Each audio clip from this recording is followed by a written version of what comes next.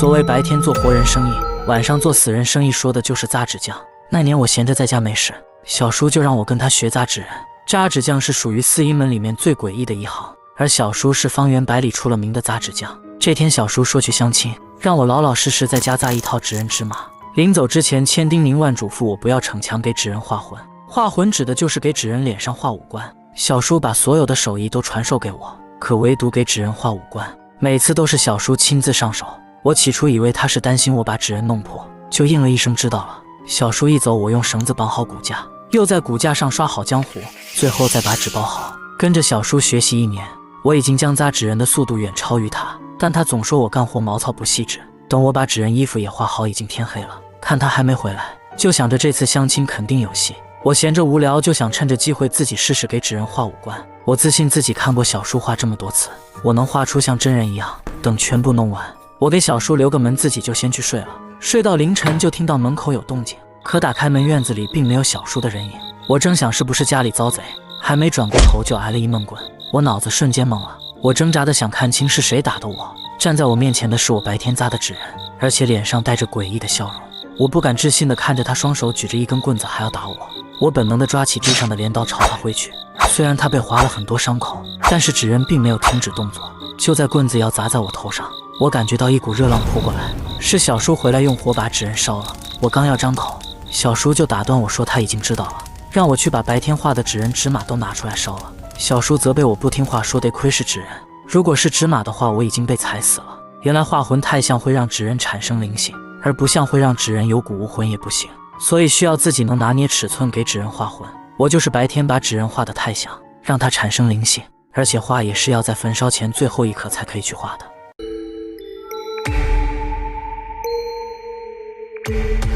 俗话说秤砣虽小但能压千斤，就连盖不住的棺材盖，一个小小秤砣也能镇压。在我印象中，我隔壁邻居李中平和他媳妇小兰打结婚开始，夫妻俩没有一天不打架的。我每次都会勾着头去看热闹。李中平虽然在外面是个不怕死的主，可每次和媳妇交手都是败下阵，脸上被挠的全是血道子。李中平打不过就会夺门而出，小兰每次找不到发泄的地方，就不嫌事大的坐在大门口开始哭闹。先是指责李中平在外面有女人，又说自己嫁进李家没有享一天福，大骂李家没有一个好东西。每次都会惹得附近的人围观看热闹，围观的人没有一个敢上前劝架的。就因为上次李中平本家婶子上前劝说2句，小兰不分青红皂白把婶子一家也骂个遍。婆婆见她越骂越凶，就上前想把小兰劝回家。小兰瞥了一眼婆婆，就说丢人的是李家，自己又不嫌丢人，一直闹到傍晚才结束。就在晚上我躺下要睡觉，听到李中平回到家又开始和媳妇争吵，我反而觉得他们的吵闹是助眠曲。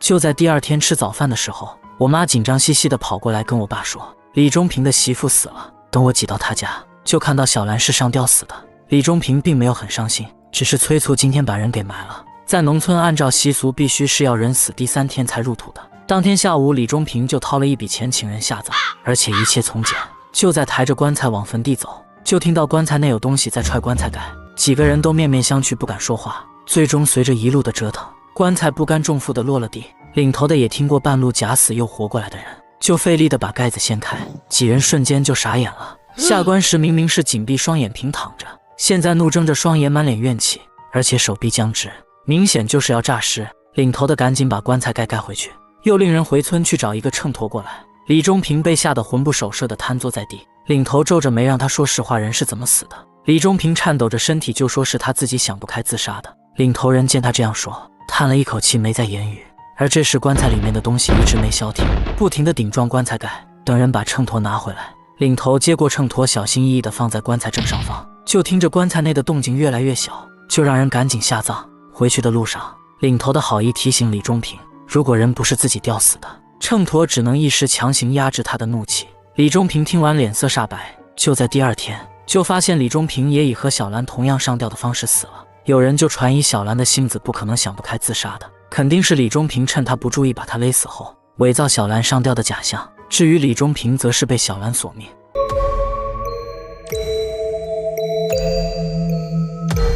你知道芭蕉树为什么不能种在院子里吗？为什么会有人说家不种蕉后不挖窑？事情发生在福建南靖县山仔塘，村里很多年轻人都会选择外出打工，只有少数的人留在村里种地。大家闲暇之余就围在村口打牌。这天看远处走过来一个蓬头垢面的乞丐，直到他上前跟几个人打招呼，才发现这个乞丐是村里的李中平。看到是他的装扮，几人并不觉得意外，他自己也从不掩饰在外面干的勾当，每次谈起还沾沾自夸说城里的人好糊弄，身上穿着破衣服，装聋作哑的跪在闹市区，面前再摆着一个破碗，就会有源源不断的钱。说着从兜里掏出当时村长都不舍得买的华子，每次别人都打趣地问他在外面咋样，李中平就咧嘴一笑，然后头摇得像拨浪鼓，再加一句外面不好混，还不如在村里种那1亩3分地。大家都明白他嘴上说着不挣钱，但在外面肯定没少捞钱。背地里对李中平羡慕嫉妒恨，跟几人闲扯一会儿，李中平夹起桌子上的几件破衣服就说要回家先收拾收拾，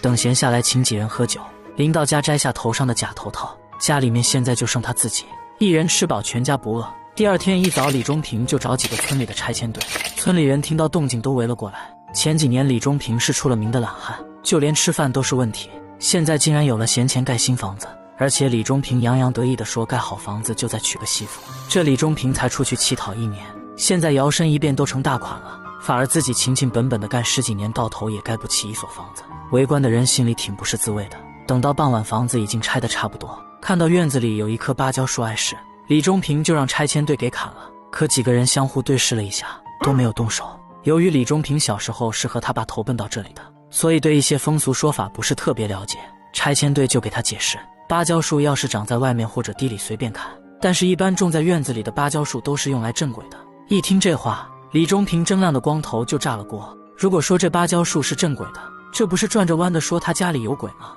李中平脸越来越难看，其余的人也都上前附和说树不能砍。李中平气呼呼地把几个人赶了出去，晚上就拿了几瓶酒找生前父亲的好友老张喝酒。酒桌上就跟老张抱怨拆迁队的事，老张给他满了一杯酒，劝他别生气，芭蕉树种在院子里确实有这个说法。接着老张叹了一口气，问他还记不记得父亲是怎么死的。李中平先是一愣，村里人都知道在他小时候父亲是突发心脏病死的。原来老张和李中平的父亲之前是战友，后来在老家发展不好，一家3口就投奔老张，搬过来后买了这处院子。有一年母亲想在后院种点菜，就让李中平的父亲去把后院的芭蕉树给砍了。没多久就听到后院传来父亲的尖叫声，李中平当时想上前看看父亲怎么了，但被邻居拦着。后面只听母亲对他说父亲是心脏病猝死的。老张端起一杯酒，说当时李中平年龄小所以骗他的，其实他爹是被吓死的，而且死状特别吓人，但没有任何人知道他是被什么吓死的。老张接着给李中平讲起这个房子之前的事情。原来的这家男人经常回家抱媳妇，而且下手没轻重，有一次没留手就把媳妇给打死了，但是没人知道他把媳妇埋在哪。后来男人就莫名其妙的疯了，逢人就说有鬼。等李中平的父亲来看房的时候，后院就有一棵芭蕉树，后来图便宜就把房子买了。当时老张极力劝阻不让买这所宅子，但李中平的父亲说自己头铁死活不信邪。和老张喝到半夜，李中平醉醺醺地往家走，他瞅着那棵芭蕉树就心生怨恨，指着芭蕉树大骂，有本事去找你男人，为什么要害我爹。说完拿了半壶汽油浇在那棵芭蕉树上，一把火点着了。接着就听到芭蕉树里发出凄厉的嘶吼声，就看到有一个女人在火中苦苦挣扎。至于后面发生什么，李中平只记得自己晕了过去，等醒过来再看那棵芭蕉树已经被烧完了。众人都开始劝李中平把房子盖在别处，可李中平和他爹一样头铁，硬是把房子盖了起来。但好在一直平安无事。而李中平每次穿着破破烂烂的衣服回来，嘴里还会说同样的话，城里的人好忽悠。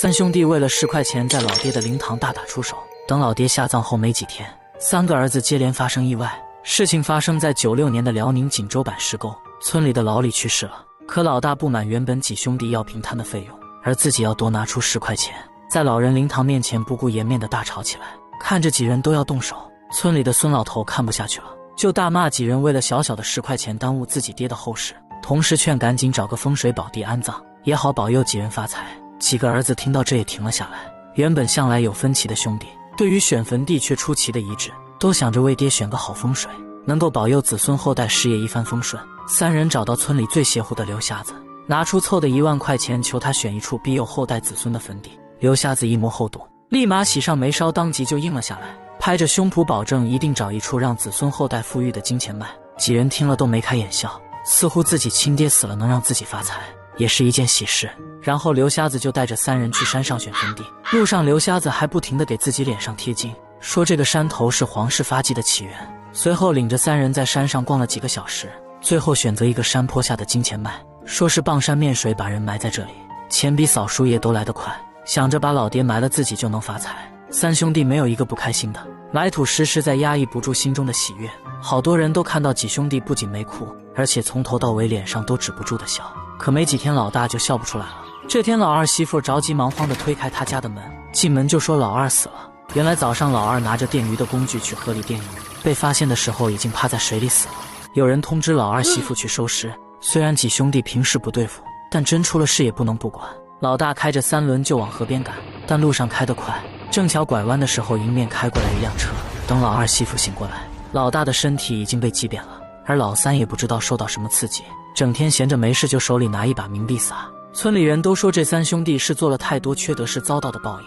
还有老人说是被刘瞎子选的坟地害的。没多长时间，因为泥水的冲塌，牢里的坟被掩盖了。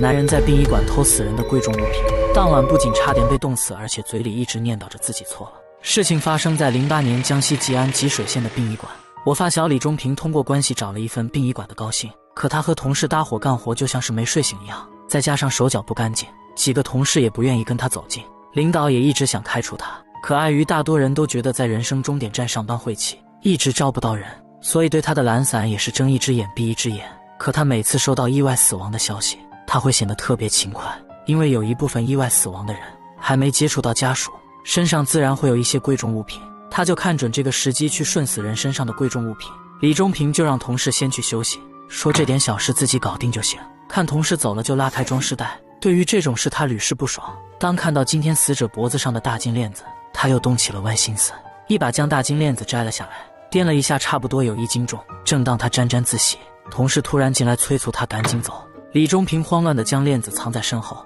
吃过晚饭，他再也按耐不住内心的喜悦，就掏出藏在兜里的大金链子，正盘算着明天找个金店卖个好价钱，突然发现有个人影一动不动地站在窗户下，担心是自己白天偷东西被发现。李中平心虚地问是谁，但并没有人回应他。他把金链子藏在枕头下，推开房门想看看是谁吓唬自己，刚好有个人影跑到拐角处，他拔腿就追，就看人跑进停尸房，就想着这下可以把人堵个正着，想着挨个去掀开尸体上的白布找人，等把人揪出来非要揍他一顿。这时突然听到身后咣当一声，门被关了，然后就看到窗户外面有个人影，一看到人又跑到外面。李中平就赶紧去开门想要追，可门明明是只能在里面反锁的，无论他怎么拉门把手都打不开门，因为停尸房温度一直都是保持在0下，而且自己要和几个尸体待一起。李中平就慌了起来，不停地去拍打门，想让同事来救自己。回应他的只有砸门和求救的回声。直到第2天，同事在宿舍找不到他，翻遍整栋大楼才发现他蜷缩在角落里，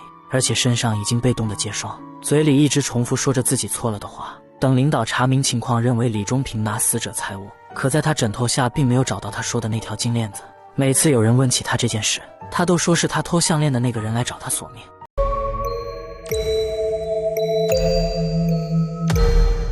在中国，建筑物是有讲究，必须南北朝向。可封门村全村39户人家都是东西朝向，号称中国第一鬼村的封门村，传闻坐过那张太师椅的人都莫名其妙地发生意外。封门村位于河南焦作沁阳市，我和朋友李中平每年都会去探险大自然。有次李中平就提议去被传得神秘莫测的封门村，我顿时来了兴趣，因为看很多探险界的大佬都有去过。由于封门村被封闭了几十年，我和李中平在山里绕了很多弯路，可等我们找到入口，我发现和我们了解的不是特别像，而且门口写着人封门鬼勾魂劝君莫入的大红字，这种吓唬人的把戏我们并没有放在心上。李中平就说拍个照留念，回去也好有吹嘘的资本。我正要按下拍照键，透过镜头就看到有一个白色的影子，等我把手机拿开再去看，并没有发现异样，我就怀疑是不是爬山太累看花眼了。我们在村里逛了大半天，确实发现了很多不对劲的地方。在中国，建筑物是有讲究，必须南北朝向，可封门村全村39户人家都是东西朝向。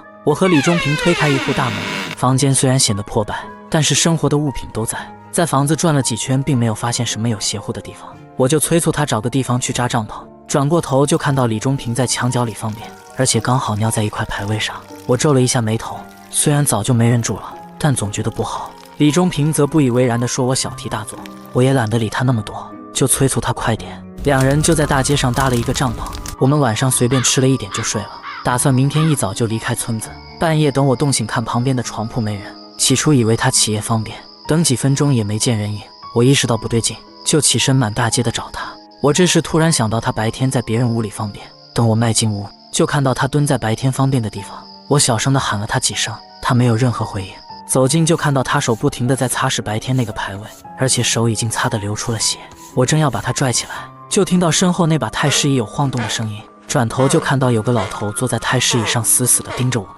我顿时头皮都麻了，硬着头皮拉李中平，费了九牛二虎之力才把他拖了出来。我扬起手用力的扇了他2个大巴掌，李中平才迷迷糊糊的睁开眼，问他怎么在这里。我顾不得跟他解释那么多，说了一句这里不干净赶紧跑。在我们跑到大街上，我回过头就看到街上站着很多白色的人影盯着我们。等我回去再查阅封门村的位置，发现我们进入的根本不是封门村，